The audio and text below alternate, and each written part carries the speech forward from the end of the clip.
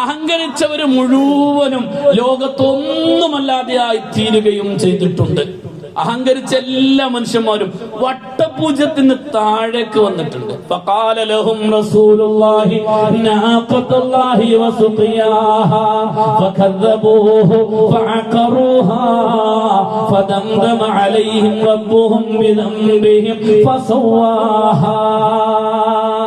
സ്വാലിഹ് നബി അലൈഹിസ്സലാമിന്റെ ഒട്ടകത്തെ അറുക്കാൻ ശ്രമിച്ച ഖുദാർ ബിൻ സാലിഫ അല്ലേ, ഒട്ടകത്തെ അറുക്കാൻ ശ്രമിച്ചവനാണല്ലോ.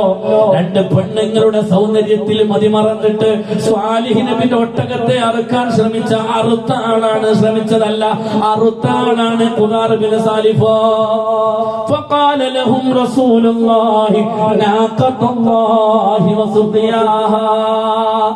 സ്വാലിഹ് നബി അലൈഹിസ്സലാം പറഞ്ഞില്ലേ, അത് അള്ളാഹുവിന്റെ ഒട്ടകമാണ്, അതിനെ അതിന്റെ വഴിക്ക് വിട്ടേക്കുക, അതിന്റെ കുടിവെള്ളം നിങ്ങൾ തടയുകയും ചെയ്യണ്ട.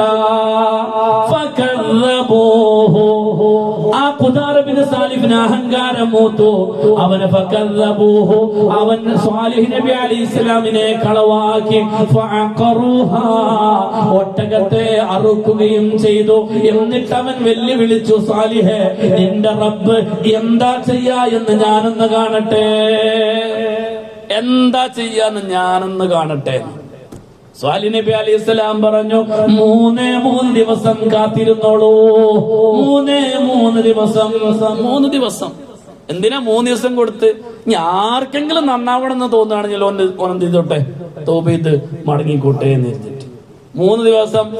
ഫദംദമ അലൈഹിം റബ്ബുഹും ബിദംബിഹിം, അവർ ചെയ്ത അഹങ്കാരത്തിന്റെ ആ തെറ്റിന്റെ ശിക്ഷയായിട്ട് ഫസവ്വാഹ, അവരെ മുഴുവനും പടച്ചുറപ്പ് ഭൂമിയെ പോലെ നിരപ്പാക്കി കളഞ്ഞു. ആരാ സ്വാലിഹ് നബിന്റെ ആൾക്കാരെന്നറിയോ? പാറക്കല്ല് തുറന്ന്